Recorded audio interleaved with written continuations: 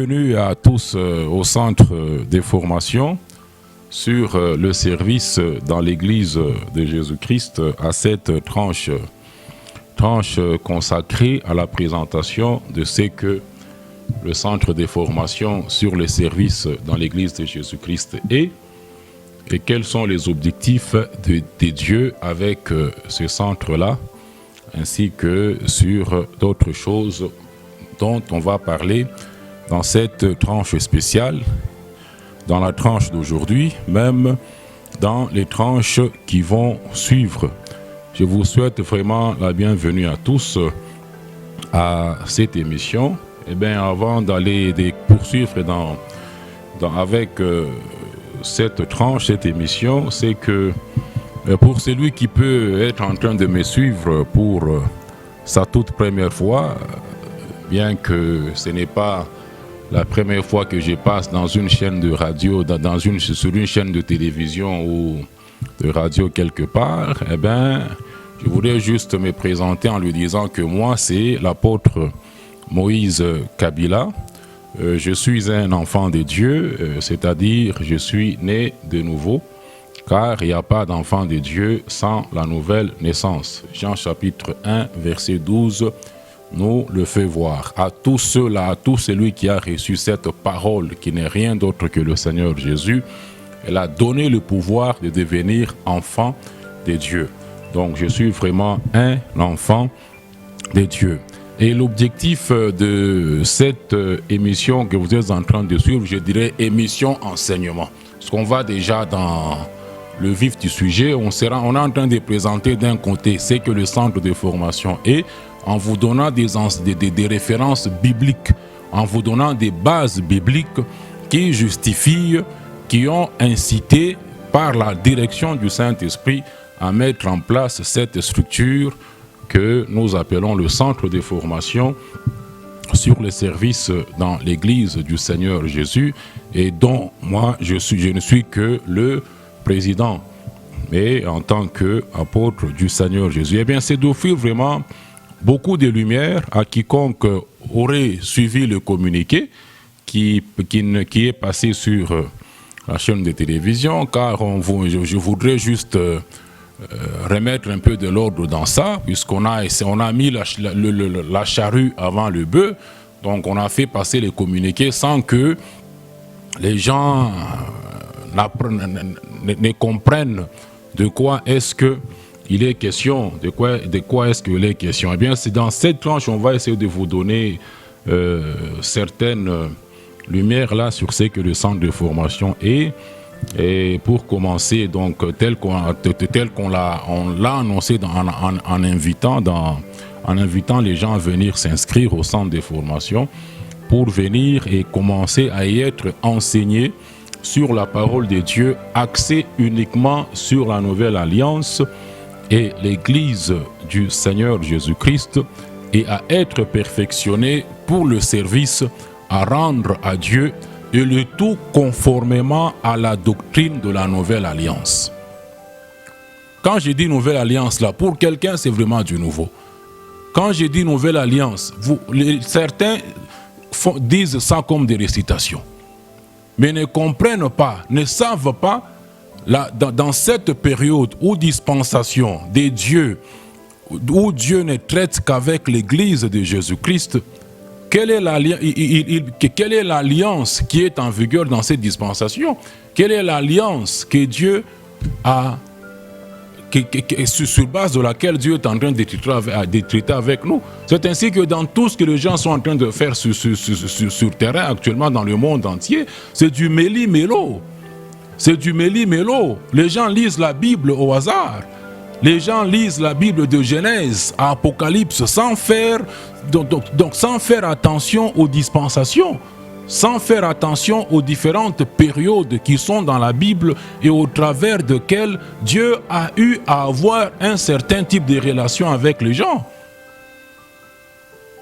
Donc, les enseignements que je donne au centre de formation sur le service dans l'église de Jésus-Christ sont uniquement basés et inspirés sur la nouvelle alliance.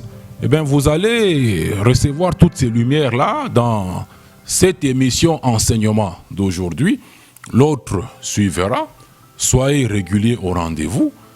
La bande annonce qui passe on vous donnera les rendez-vous auxquels je vous invite à être réguliers pour avoir de plus amples informations. Car pour poser une action de foi, il faut que Dieu te donne la foi. Et la foi vient quand? La foi vient comment? Elle vient de ce que tu entends. Puisque tu ne peux pas venir au centre sans avoir à entendre. Tu ne peux pas venir t'inscrire.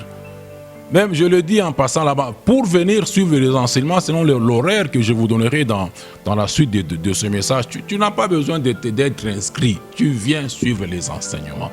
Vous allez comprendre le tout. Maintenant, c'est quand tu entends. Et quand ce que tu es en train d'entendre est conforme à la volonté de Dieu pour toi, c'est à ce moment-là que Dieu te donne la foi. Et la foi, selon Jacques 2, 26, si elle ne s'accompagne pas d'action, c'est une foi morte. Romains 10, 17. La foi vient de ce que tu entends. Et ce que tu entends qui vient de la parole de Dieu. Et ce que tu entends qui est conforme à la parole de Dieu. Et ce que tu entends qui est conforme à la volonté de Dieu pour toi. Quand tu es en train d'entendre ça, si Dieu veut que tu viennes t'inscrire au centre, au travers de ce que tu entends déjà là, et que tu vas continuer à entendre, Dieu va te donner la foi, tu viendras t'inscrire. Tu viendras t'inscrire. Là où j'enseignais tout ce temps ici, et je continue à enseigner ailleurs, je dis toujours, moi je me limite à dire ce que je dis là. Et faisant ce travail avec le Seigneur, c'est lui qui donne la foi, c'est lui qui convainc, c'est lui qui donne la foi aux uns aux autres pour croire, pour accepter que c'est le travail qu'on connaît, que je développerai dans ce message, que je suis en train de faire au centre de formation est conforme à la volonté de Dieu. Venez, moi je ne cherche pas une popularité, je ne cherche pas une popularité, je vais aller avec où? Elle va m'apporter quoi? Elle ne va rien m'apporter. Si ce que je vous dis est conforme à la volonté de Dieu, si le centre de formation est conforme à la volonté de Dieu pour vous, dans cette dispensation où Dieu traite avec son Église, il vous donnera la foi et vous viendrez. Donc moi, je me limite à donner vraiment toutes ces lumières-là à quiconque a déjà suivi les communiqués, invitant les uns les autres à venir s'inscrire, ou à quiconque est en train de m'entendre présentement. Oui, c'est toujours à l'Ikassi. Quelqu'un est en train, c'est à l'Ikassi. Vous allez, c'est toujours à l'Ikassi. Hein? Non, vous aurez tous les détails dans la suite de cette émission enseignement. Eh bien, qu'est-ce que le centre de formation?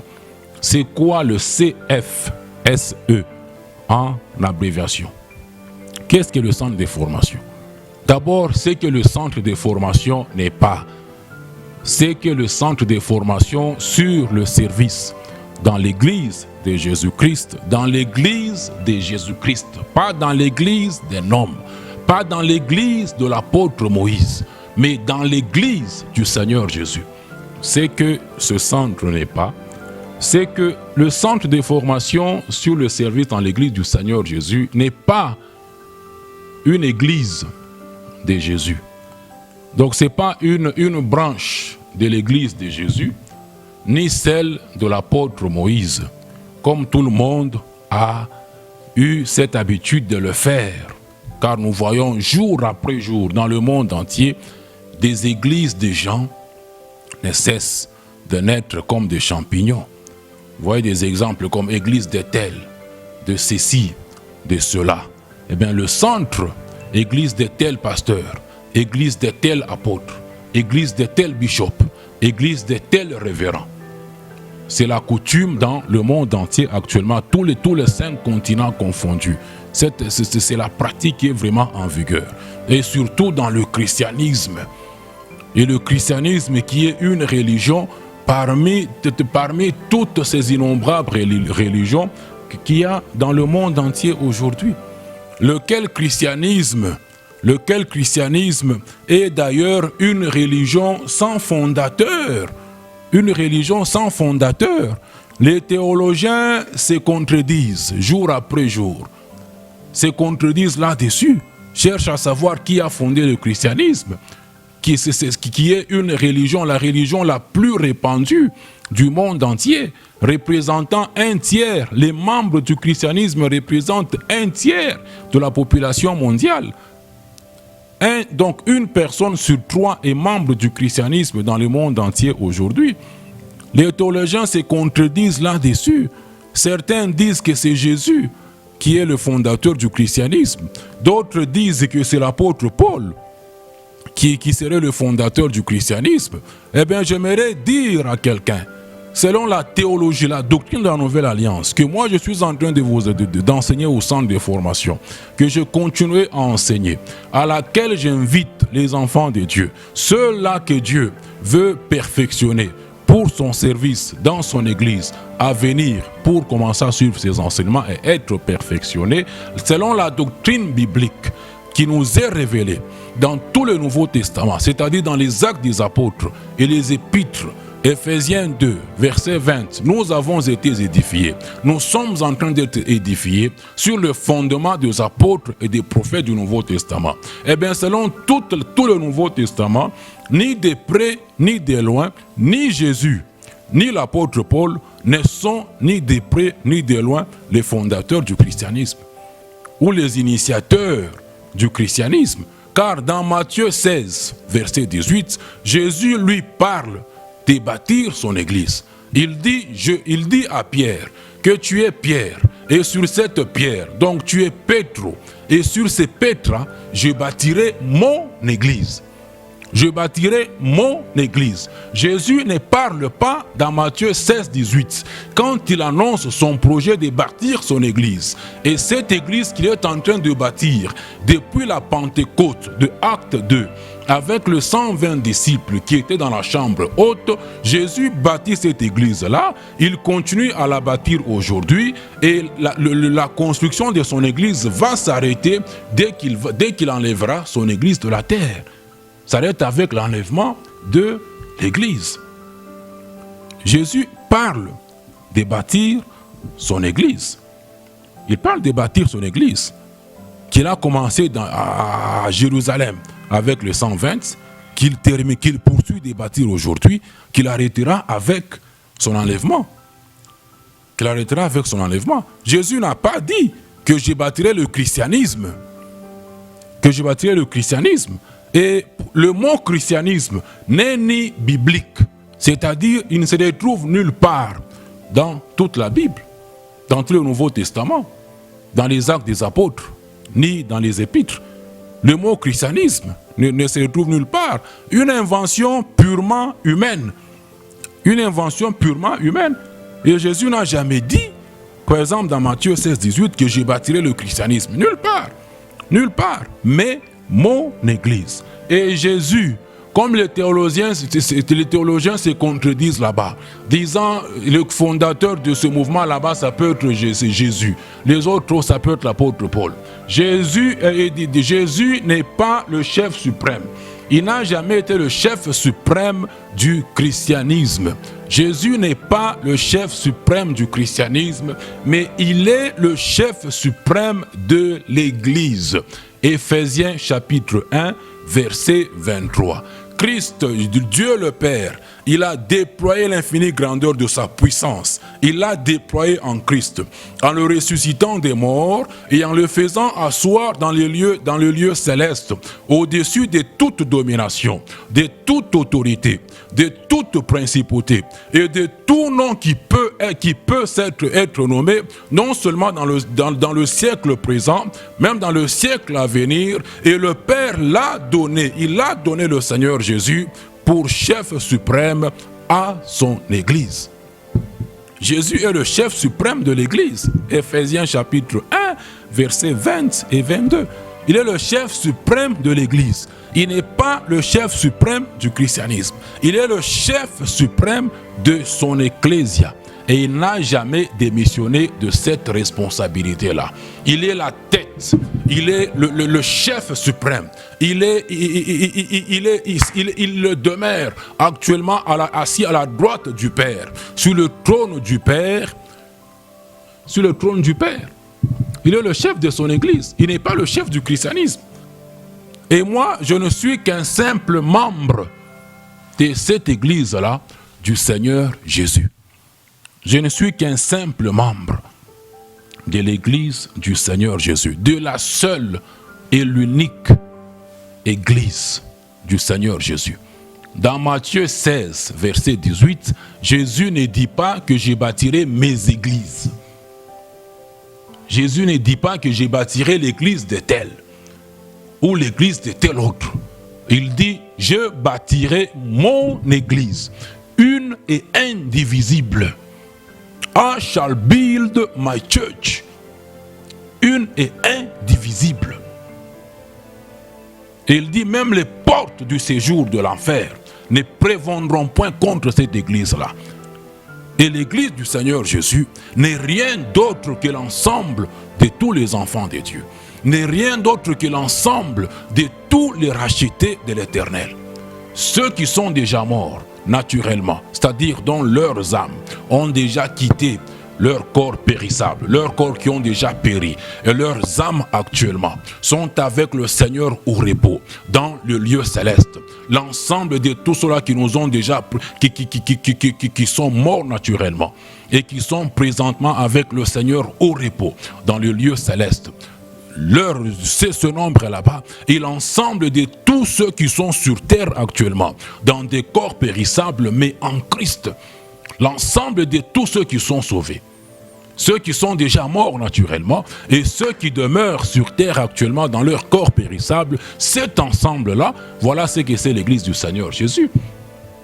Quand vous lisez 1 Thessaloniciens chapitre 4, verset 13 jusqu'à 18, vous avez la description de la composition de l'église du Seigneur Jésus. L'église du Seigneur Jésus n'est pas constituée de pierres mortes. L'église du Seigneur Jésus est constituée de personnes vivantes, de rachetés de l'Éternel, de tous ceux-là qui sont sauvés. Voilà ce que c'est l'église du Seigneur Jésus. Donc, vous comprenez? C'est très très important de comprendre ça. Et si tout ce que je suis en train de vous dire est conforme à la volonté de Dieu, il est en train de vous donner la foi pour venir au centre de formation, pour venir vous inscrire.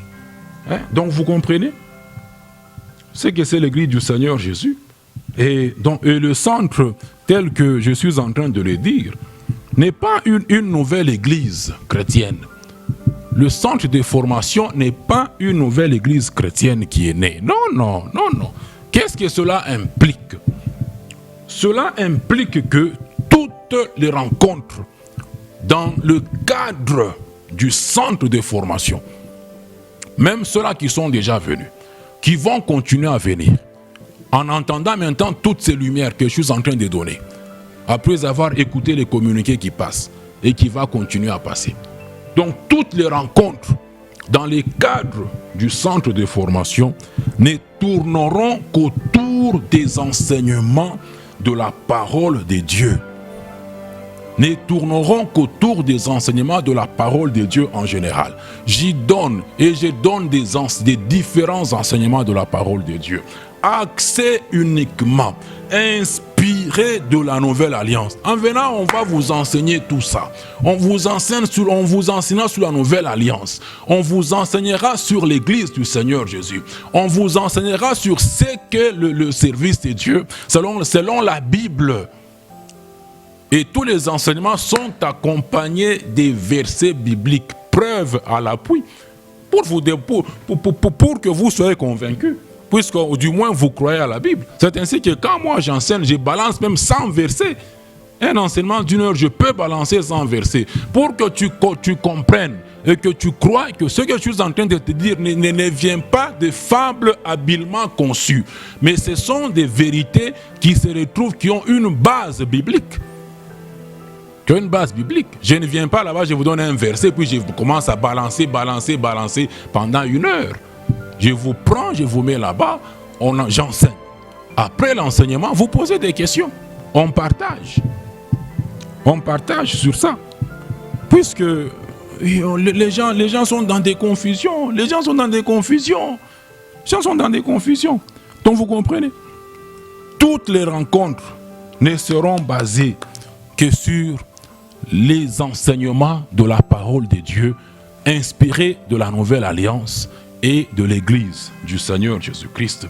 Et les enseignements constitueront aussi à vous perfectionner pour rendre un service agréable à votre Dieu, en tant qu'apôtre du Seigneur Jésus. Et selon Éphésiens 1, Éphésiens chapitre 4, verset 12, le travail que j'ai fait, c'est pour vous perfectionner pour l'œuvre du ministère. Vous devez servir votre Dieu, et le service, je le dirai même dans le message qui suivra, l'émission message qui suivra prochainement, ne consiste que dans l'exercice de la sacrificature et des ministères. Et dans les ministères, il y a ceux-là qui exercent les ministères des dons spirituels, et les autres exercent les ministères des dons, donc des personnes dons, que vous avez dans Éphésiens chapitre 4, verset 11. Donc toutes les rencontres seront basées uniquement autour de ça. C'est-à-dire aussi qu'il n'y aura pas de réunion de prière. C'est-à-dire on ne se réunira pas dans le cadre du centre de formation pour vaquer à la prière. Il n'y aura pas de rencontre de prière, ni de culte, ni d'édification selon 1 Corinthiens chapitre 14, verset 26. Mais j'enseignerai et j'enseigne sur toutes ces réunions. Les rencontres où les enfants de Dieu se réunissent en un lieu pour vaquer à la prière, pour rendre culte à leur Dieu. Le culte qui n'est rien d'autre que la louange, l'adoration, les actions de grâce et la fraction du pain et l'édification, toutes ces rencontres. Donc ce sont là les seules occasions où, selon tout le Nouveau Testament, les actes des apôtres et les épîtres, où les enfants de Dieu peuvent se réunir en un lieu pour rendre ces services à leur Dieu. La seule rencontre dans tout le Nouveau Testament pour les prières, pour le culte et pour l'édification. J'enseigne sur ces réunions. Je vous enseignerai sur ces réunions. Selon l'esprit de la nouvelle alliance. Et moi-même, soit individuellement, je prie, individuellement je rends culte au Père, soit avec 1, 2, 3 frères dans le Seigneur qui sont des enfants de Dieu, nous nous réunissons dans un lieu et nous vivons, nous pratiquons ces réunions. Donc toutes les rencontres au centre ne tourneront qu'autour de l'enseignement. Enseignement, vous perfectionnez pour servir votre Dieu. Vous perfectionnez pour servir votre Dieu. Vous allez comprendre, vous allez découvrir c'est quoi servir Dieu. C'est quoi servir Dieu. Vous allez comprendre quels sont les préalables pour rendre un service agréable à Dieu dans ce temps de confusion, dans ce temps de chaos. Eh bien, pour poursuivre, qui peut venir au centre? Qui peut venir au centre de formation pour y être enseigné? Quand vous venez, c'est pour être enseigné. Ce n'est pas pour que vous puissiez m'enseigner. C'est pour être enseigné et on va partager. On partagera. Vous poserez vos questions et selon la lumière de cela ne veut pas dire que j'ai toute la connaissance. Non. De vos questions là-bas, Dieu m'enseignera beaucoup de choses pour toujours vous aider. Vous comprenez? Donc 1 Corinthiens chapitre 13, verset 9, nous connaissons en partie et nous prophétisons en partie.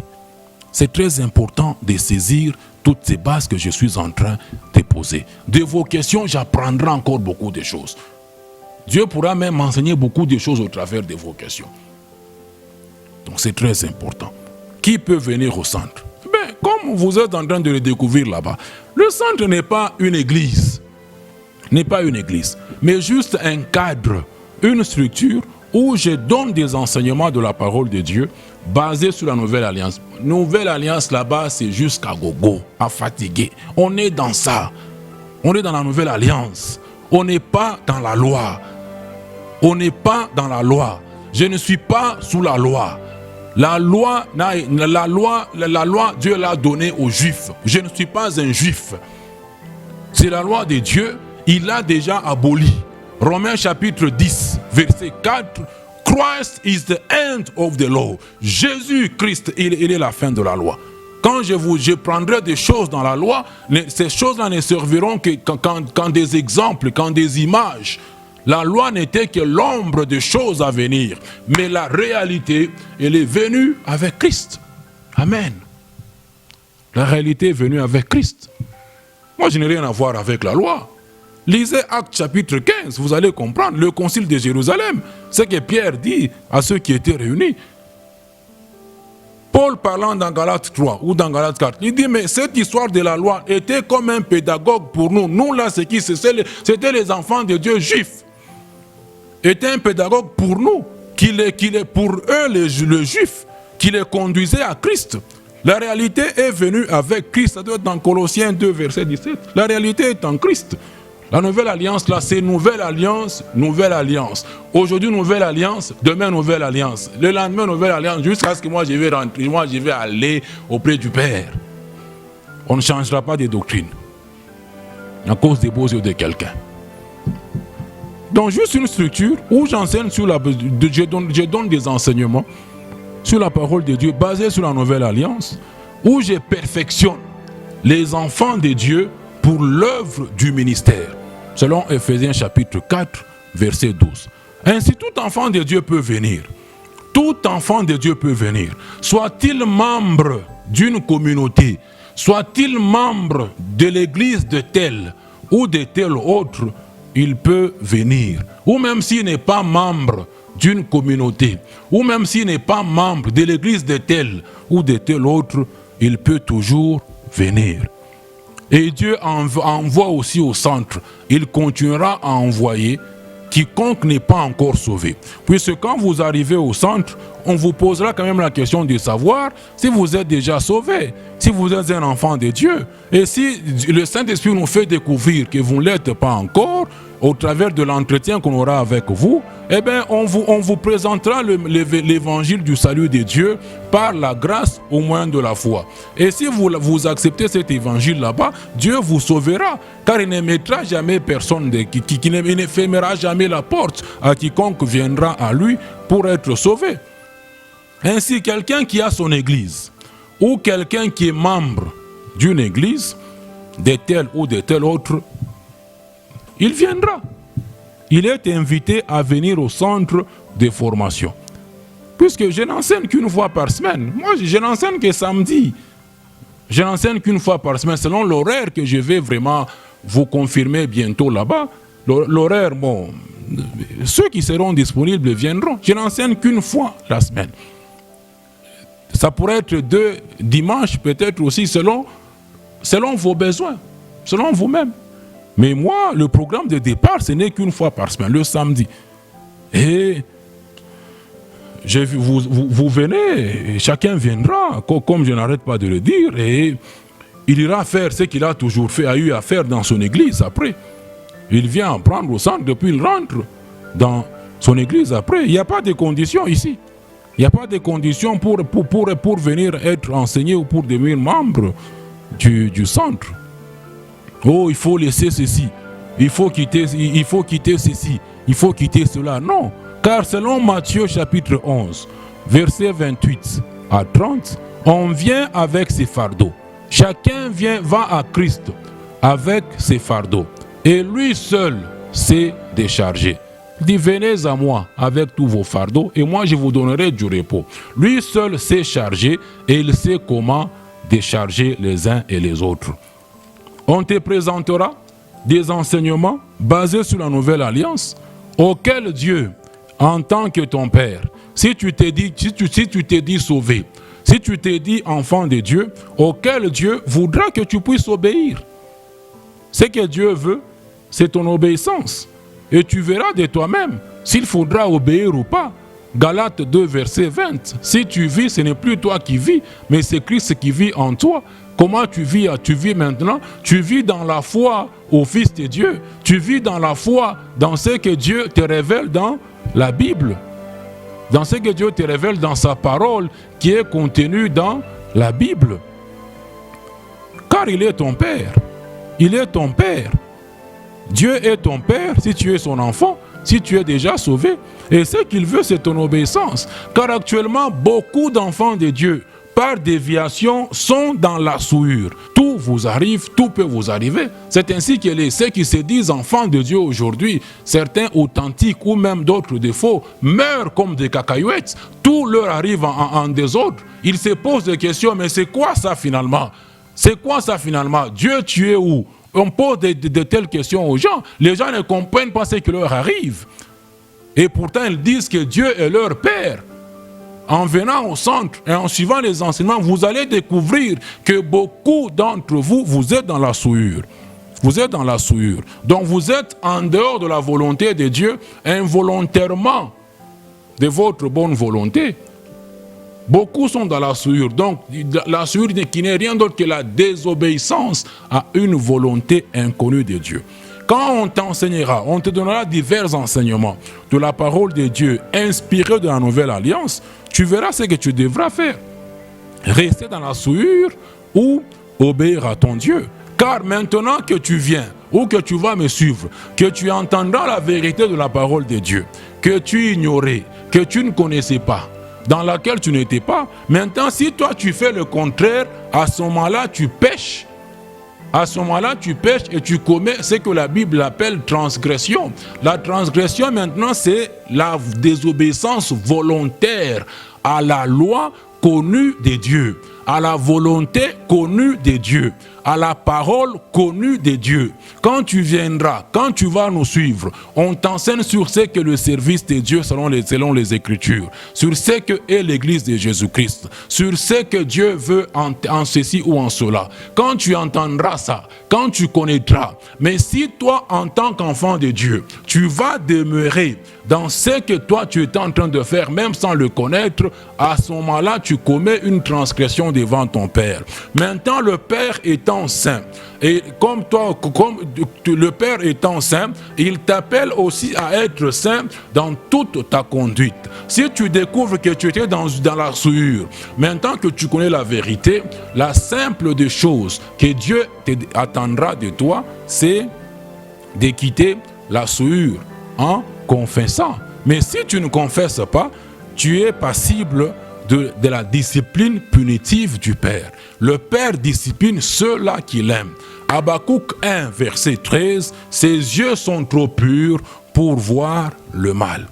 Maintenant, si tu ne confesses pas, si tu ne quittes pas la souillure, Dieu va te punir punitivement. Et la discipline du Père va te discipliner punitivement. Et la discipline du Père, elle fait mal. Ce sont des épreuves, ce sont des souffrances. Mais l'objectif n'est pas de te faire mal.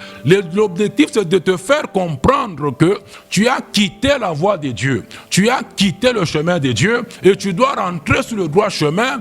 Que la communion soit rétablie avec ton Père Céleste. Tout le monde peut venir. Donc tout le monde, tu viens tel que tu es au Seigneur Jésus. Lui-même va te décharger. Ainsi tout le monde peut venir. Tout chrétien peut venir. Chrétien enfant de Dieu ou chrétien non enfant de Dieu. Tout le monde peut venir. Oui, ça t'étonne. Chrétien n'est pas chrétien. Tout chrétien n'est pas forcément un enfant de Dieu. Tout celui qui est chrétien et qui s'est fait appeler chrétien n'est pas forcément un enfant de Dieu. Chrétien veut dire simplement disciple de Jésus. Et quand vous lisez Jean chapitre 6, verset 66, vous découvrez que plusieurs de ses disciples l'ont abandonné. Tout disciple de Christ, chrétien, disciple de Christ, ne veut dire que suiveur de Christ. Et il y a ceux-là qui sont en train de le suivre véritablement, en étant sauvés, en étant les enfants de Dieu, et d'autres le suivent juste pour le plaisir de le suivre, en confessant juste les bouts des lèvres. Et Dieu n'appelle pas ses enfants, n'appelle pas lui ceux qui sont sauvés chrétiens. Dieu les appelle ses enfants. Acte 11, verset 26, c'est à Antioche où les disciples du Seigneur Jésus furent appelés des chrétiens. On vous a dit que c'est Antioche où Dieu a commencé à appeler ses enfants des chrétiens. Non. Chrétien, c'est un mot qui est dans la Bible, mais qui n'est pas une invention de Dieu. Et je le dis toujours, que toute la Bible n'est pas la parole de Dieu. Toute la Bible n'est pas la volonté de Dieu, mais toute la parole de Dieu est contenue dans la Bible. Toute toute la parole de Dieu est contenue dans la Bible que tu as, mon frère et ma soeur. Mais tout ce qui est là-bas n'est pas la parole de Dieu. Il y a des histoires de meurtres, des impudiques là vétérés. 1 Corinthiens chapitre 5. Un impudique, quelqu'un, Paul s'étonne en disant, mais mes frères, on apprend chez vous qu'il y a une impudicité telle qu'elle ne peut même pas être nommée parmi les païens. Et c'était quoi? Il dit c'est au point qu'un enfant va avec la femme de son père. Ça aussi c'est la volonté de Dieu? Non. Il y a la volonté de Dieu, il y a la parole de Dieu qui est contenue dans la Bible. Mais tout ce qui est dans votre Bible n'est pas la parole de Dieu. Amen. Très important de connaître ça. C'est à Antioche où les gens ont commencé à appeler les disciples du Seigneur les chrétiens. Donc tout chrétien, enfant de Dieu, ou tout chrétien, non enfant de Dieu, viendra. Dieu sauve, Dieu va continuer à sauver. Car même dans le message prochain, vous allez comprendre maintenant les objectifs de Dieu par le centre de formation passant.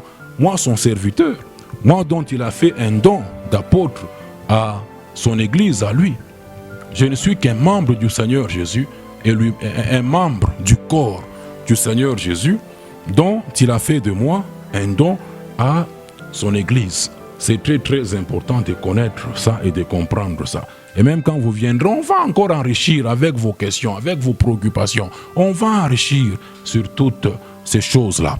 Maintenant, je vais commencer à terminer dans la tranche d'aujourd'hui. C'est qu'en donnant maintenant le fondement biblique du centre de formation. Qu'est-ce qu'il y a dans les Écritures? Qu'est-ce qu'il y a dans toute la Bible qui a inspiré, que le Saint-Esprit a utilisé pour m'inspirer afin de mettre sur pied aujourd'hui? Afin de mettre sur pied ce que nous appelons, ce que j'appelle et nous appelons le centre de formation sous le service du Seigneur Jésus. Qu'est-ce qui a inspiré? Rentrons dans les Écritures. Rentrons dans les Écritures et allons dans la profondeur. Je suis des seuls de Dieu. Je dis toujours la profondeur, elle appelle la profondeur. Et moi, je suis un homme de profondeur dans la doctrine de la Nouvelle Alliance, dans les enseignements de la Nouvelle Alliance. Rentrons dans les Écritures et pour cela, allons dans l'Ancien Testament. Quand vous prenez Hébreux, chapitre 10, j'ai conseillé à quelqu'un de lire le livre d'Hébreux là-bas. C'est waouh, c'est super, c'est plein d'enseignements sur la Nouvelle Alliance. Si vous voulez comprendre la Nouvelle Alliance, lisez le livre d'Hébreux. Lisez ce livre là-bas. Vous allez comprendre, c'est super, ce livre là-bas. Allons dans Hébreux chapitre 10, verset 1 à là-bas. On vous fait voir que la loi, l'Ancien Testament, ne possédait que l'ombre des choses à venir. Donc, la loi de Dieu à Israël, qui est aussi appelée l'Ancien Testament, n'était pas la réalité. Ce n'était que l'ombre des choses à venir. Mais cette réalité est venue avec Christ. Colossiens chapitre 2, verset 17. Et dans cette loi-là, dans l'Ancien Testament, il y avait des ordonnances. Dieu avait donné des ordonnances en son peuple terrestre, les Juifs, les Hébreux, Israël. Il leur avait donné des ordonnances relatives au culte et même un sanctuaire terrestre avait été érigé. Hébreux chapitre 9, verset 1 jusqu'à même à 12. Vous pouvez commencer 1 jusqu'à 5 et puis 6 à 7. Donc dans la loi là-bas, on vous fait voir que au verset 2 dans Hébreux 9, on vous fait voir qu'un tabernacle fut construit. Et on fait référence ici au temple de Salomon. Et selon cette loi là-bas, selon les ordonnances que Dieu avait données à son peuple terrestre, les Juifs, en passant les enfants de Dieu aujourd'hui, dans la dispensation de la grâce de l'Église du Seigneur Jésus, constitue le peuple céleste de Dieu. Vous n'êtes pas, si vous êtes enfant de Dieu, peuple terrestre de Dieu, car vous ne vivrez pas sur terre éternellement, vous vivrez au ciel avec votre Père. Donc un tabernacle fut construit en référence avec le temple de Salomon. Et selon cette loi-là que Dieu avait donnée à Israël, le seul qui servait Dieu au temple en Israël n'était que les sacrificateurs et les Lévites. La sacrificature en Israël a été donnée à Aaron et à toute sa descendance. Aaron est aussi lévite, mais Dieu l'a tiré de la masse de lévites pour lui donner à lui seul la sacrificature. Et les autres Lévites étaient au service d'Aaron et de ses enfants. Le seul qui servait Dieu au temple, au tabernacle, ce n'était que le sacrificateur, qui sont de la famille de Aaron et de sa descendance, et les Lévites. Et seuls les sacrificateurs, ce tabernacle avait deux parties. Il y avait le lieu saint et le lieu très saint. Le reste de Lévites servait Dieu dans le parvis, dans la cour du parvis. Mais dans le tabernacle, constitué de ces deux parties là-bas, la partie sainte, le lieu saint plutôt, et le lieu très saint, seuls les sacrificateurs, donc seul Aaron et sa descendance entraient dans le tabernacle.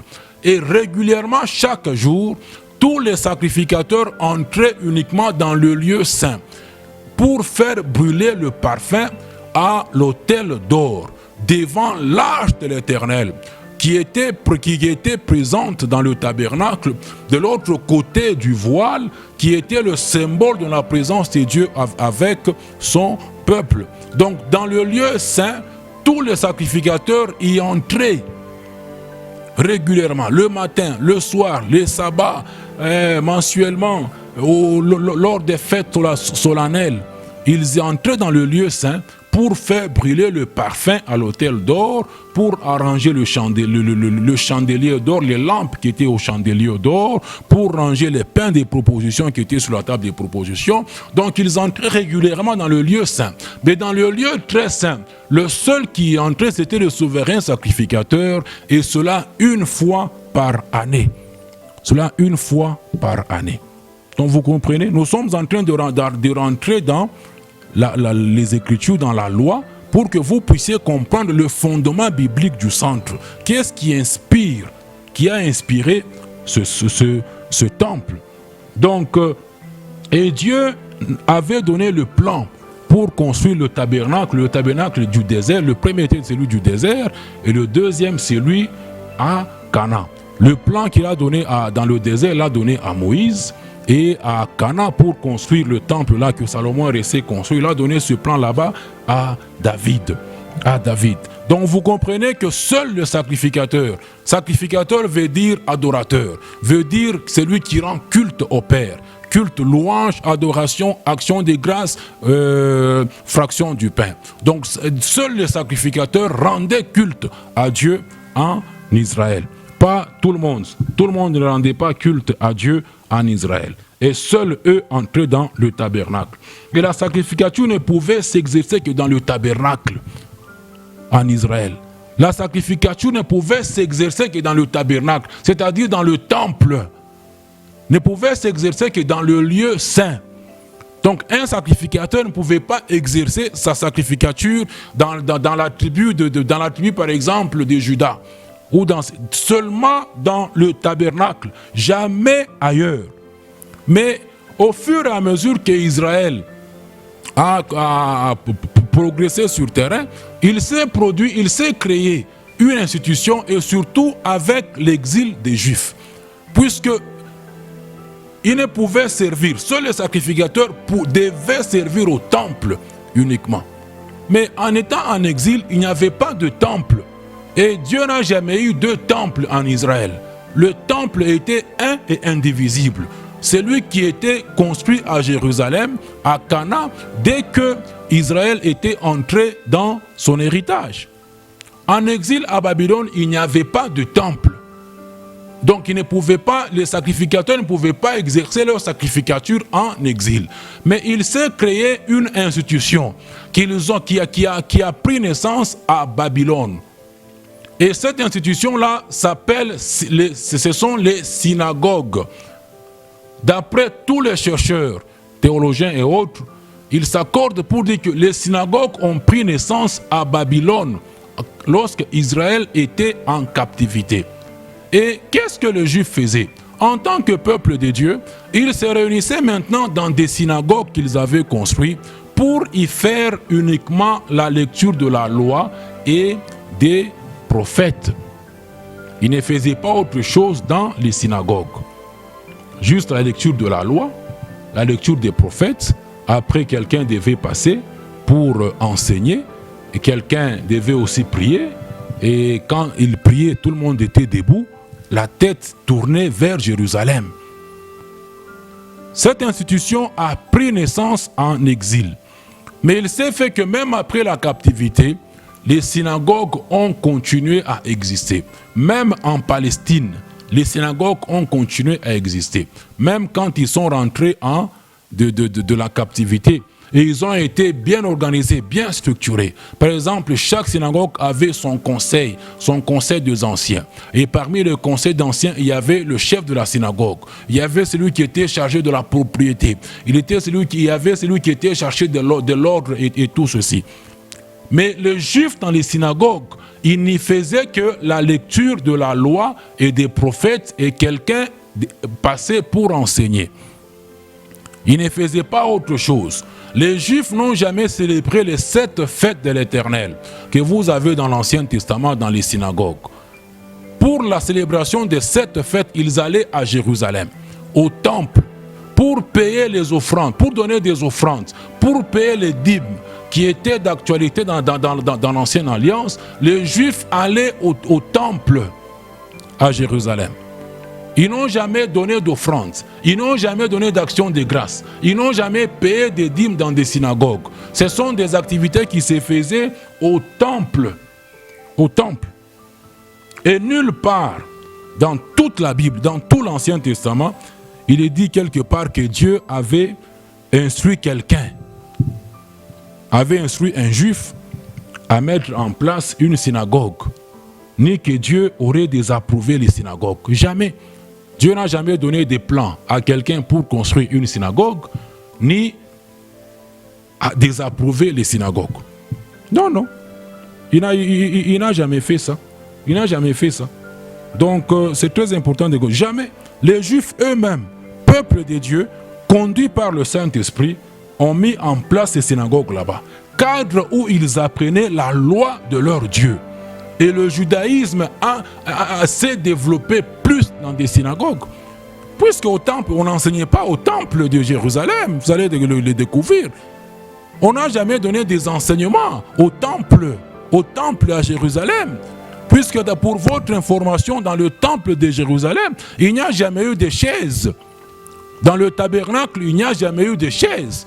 Quand le sacrificateur entrait pour faire brûler le parfum à l'autel d'or, il était debout devant l'autel d'or, faisant brûler le parfum à cet autel là-bas. Il n'y a jamais eu de chaises, ni de bancs dans le temple à Jérusalem. Les enseignements, la loi de Dieu, Dieu a agréé les synagogues puisque sa loi qu'il a donnée à son peuple s'est répandue à partir des synagogues. Maintenant, venons maintenant dans la Nouvelle Alliance, dans le Nouveau Testament. Qu'en est-il du Nouveau Testament? Selon Apocalypse chapitre 1, verset 6, tout enfant de Dieu, sans distinction aucune, est un sacrificateur. Est un sacrificateur de Dieu. Donc, il est appelé à rendre culte à son Père. Il est appelé à adorer, à louer, à rendre grâce, à prendre part à la scène. Tout enfant de Dieu, moi-même y compris, sans distinction aucune, est un sacrificateur. Différemment de ce que les choses étaient dans l'Ancien Testament. Car vous avez compris que dans l'Ancien Testament, ce n'était qu'Aaron et sa descendance qui étaient des sacrificateurs. Mais c'est différent de la Nouvelle Alliance. Apocalypse 1, verset 6. Apocalypse 5, verset 10 nous le révèle. Maintenant, selon Hébreux chapitre 7, verset 17, vous découvrez que Jésus, de qui nous descendons, de qui nous sommes les descendants, il est venu et il a introduit, il a mis en place une nouvelle lignée de la sacrificature, qui est la sacrificature selon Melchisédek. Jésus, il est le souverain sacrificateur de la nouvelle lignée de la sacrificature qui est selon Melchisédek. Jésus n'est pas sacrificateur selon Lévite. Il n'est pas sacrificateur lévitique. Et quand tu lis maintenant Hébreux chapitre 8, verset 4, on te fait voir que si lui, Jésus, était sur cette terre, il ne serait même pas sacrificateur. Pourquoi? Parce que la sacrificature en Israël avait été donnée à Aaron et à sa descendance, qui était de la tribu de Lévi. Mais Jésus, naturel, selon la chair, il est issu de la tribu de Juda, à laquelle seule la royauté avait été donnée et pas la sacrificature. Donc il est venu comme souverain sacrificateur d'une nouvelle lignée de la sacrificature qui est selon Melchisédek.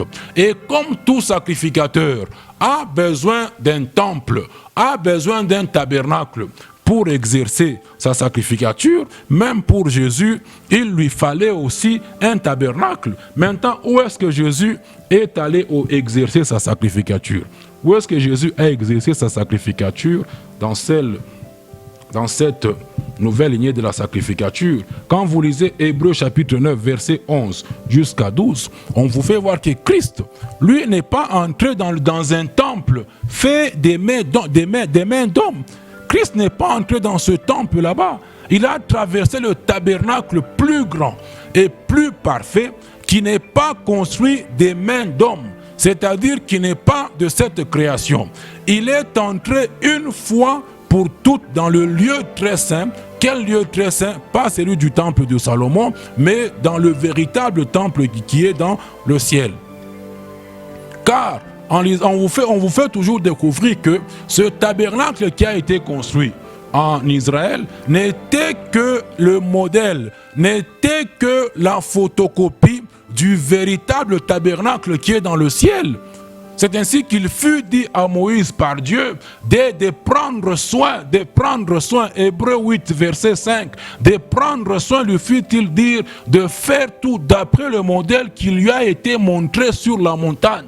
Le modèle du tabernacle en Israël, le modèle du tabernacle à Jérusalem, construit par Salomon, n'était que l'image du véritable tabernacle qui est dans le ciel.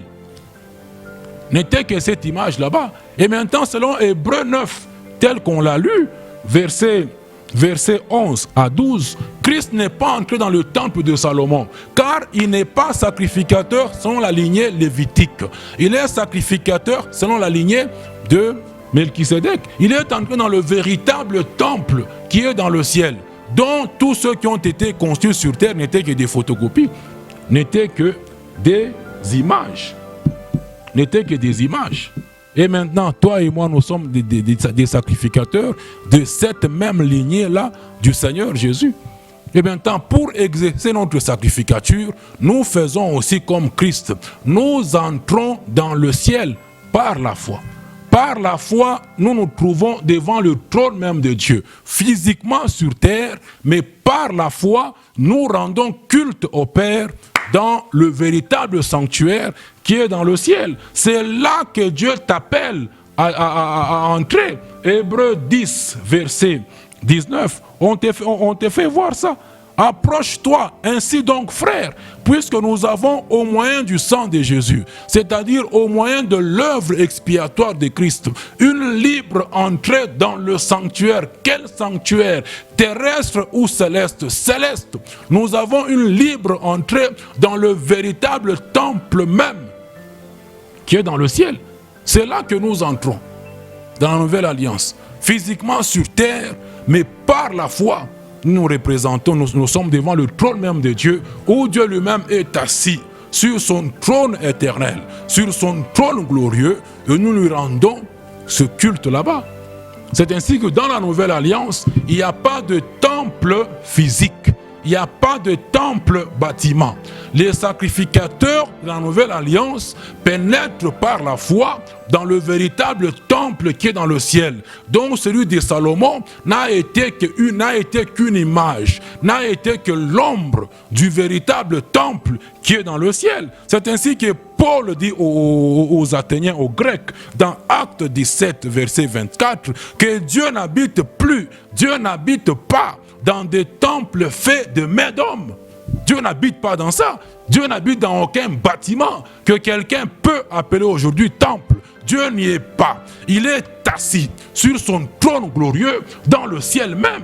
Et c'est là que Dieu t'appelle à entrer par la foi régulièrement pour lui offrir ton adoration et ton culte. Les apôtres n'ont rien construit, puisqu'ils sont des sacrificateurs, selon la nouvelle lignée de la sacrificature, qui est selon Melchisédek. Quand je rends culte, quand j'exerce la sacrificature que je suis aussi, par la foi sur terre, mais devant le trône même de Dieu. Dieu n'habite pas dans des temples faits de mains d'hommes. Étienne le dit aussi dans Actes 7, 48. Il n'habite pas dans ça. Il n'est dans aucun bâtiment qui appartient à quelqu'un. Il est dans le ciel, sur son trône éternel, environné de louanges et de feu. À lui soit la gloire pour le siècle de siècles. C'est là que je pénètre. Donc ma sacrificature, je l'exerce dans le ciel. La sacrificature lévitique s'est exercée dans le temple terrestre. La sacrificature selon Christ, qui est de Melchisédek, elle s'exerce dans le ciel. Physiquement sur la terre, mais par la foi dans le ciel même, devant le trône de Dieu.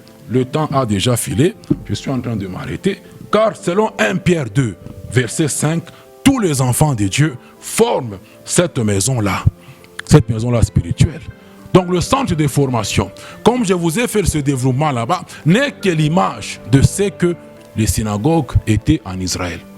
Un lieu, un cadre où on apprend, où on apprendra toujours les enseignements, où on enseignera toujours, comme ça se faisait dans les synagogues. Mais pour rendre culte le sacrificateur, aller dans le véritable temple, dans le temple terrestre en Israël.